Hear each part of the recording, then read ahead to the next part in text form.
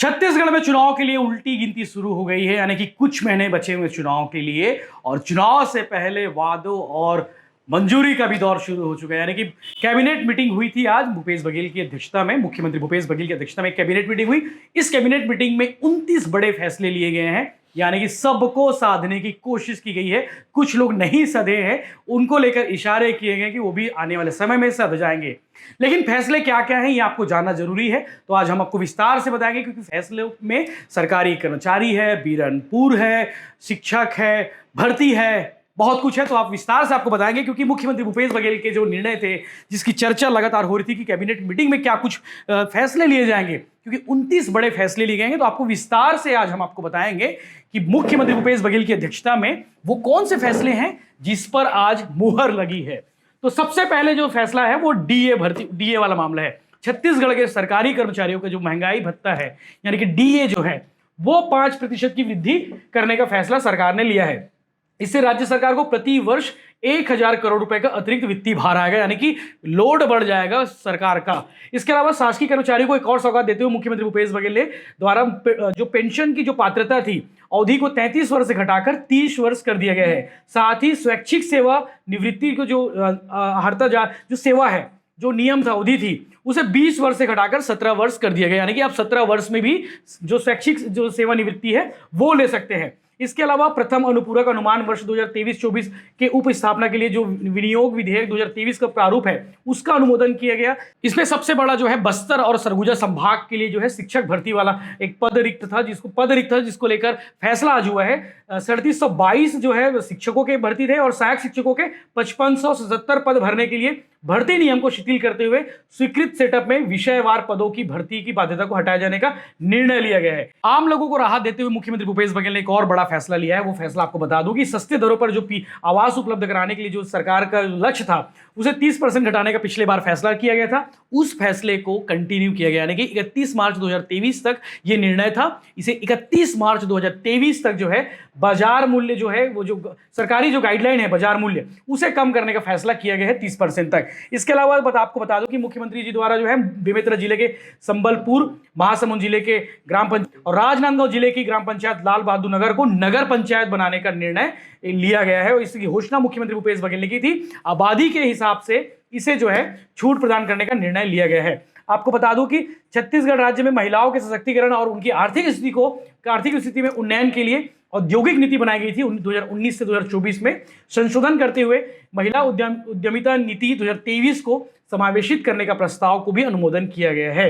इसके अलावा नगरीय निकाय क्षेत्र में शासकीय भूमि का आवंटन, अतिक्रमित भूमि का व्यवस्थापन और गैर रियायती स्थायी पट्टों को भूस्वामी अधिकार में परिवर्तित करते हुए देय राशि के आधार में पर स्टाम्प शुल्क, पंजीयन शुल्क और नगरीय निकाय शुल्क में छूट देने का निर्णय लिया गया, यानी कि पट्टा जिन्हें मिलेगा उन्हें छूट मिलेगा। मुख्यमंत्री भूपेश बघेल की आज कैबिनेट ही थी, उस कैबिनेट में प्रस्ताव पारित हुआ है। राशन कार्ड को लेकर एक बड़ा फैसला लिया गया है। राज्य में सार्वजनिक वितरण प्रणाली अंतर्गत अंत्योदय एवं प्राथमिक वाले राशन कार्ड धारियों को शक्कर वितरण के लिए अप्रैल 2023 से मार्च 2023 तक आवश्यक शक्कर की मात्रा राज्य के सहकारी शक्कर कारखानों से, यानी कि सरकारी जो कारखाने हैं, से क्रय करने का निर्णय लिया गया है। शक्कर का क्रय मूल्य जो है 33,000 रुपए प्रति टन निर्धारित किया गया है, यानी कि बढ़ाया गया है पहले से।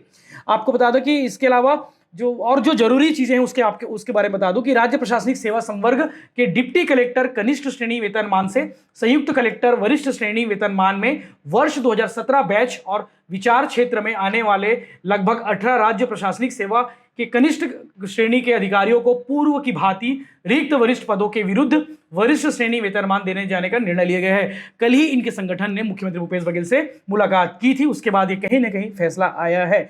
और इसके लिए आपको बता दूं कि छत्तीसगढ़ राज्य प्रशासनिक सेवा जो आपको है वर्गीकरण, भर्ती एवं सेवा की शर्तें जो नियम है 2023 का, उसे अनुमोदन किया गया है।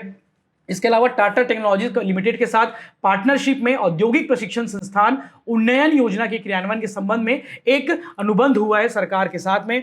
आपको जो इसके अलावा बीरनपुर वाला एक मामला है। बीरनपुर में आपको पता है कि क्या हुआ था। बीरनपुर बेमेतरा जिला के पास एक गांव है बीरनपुर, वहां पे 8 अप्रैल 2023 को एक जो है उन्माद की स्थिति निर्मित हुई थी। एक विवाद हुआ था, विवाद के बाद तनाव की स्थिति निर्मित हुई थी और उस विवाद में भुवनेश्वर साहू की हत्या हो गई थी। उस हत्या के बाद मामला काफी ज्यादा और उबाल में आया और बवाल हुआ। बवाल के बाद जो है एक हफ्ते तक वहां पे जो है तनाव की स्थिति निर्मित रही, दो समुदाय के बीच में विवाद हुआ था। इस पर मुख्यमंत्री भूपेश बघेल ने उस समय घोषणा किया था कि भुवनेश्वर साहू के परिजन को शासकीय नौकरी दी जाएगी। तो वो भी एक फैसला, आज उस पर भी मुहर लग गई है कि भुवनेश्वर साहू के परिवार को शासकीय सेवा में नियुक्ति दिए जाने का निर्णय लिया गया है।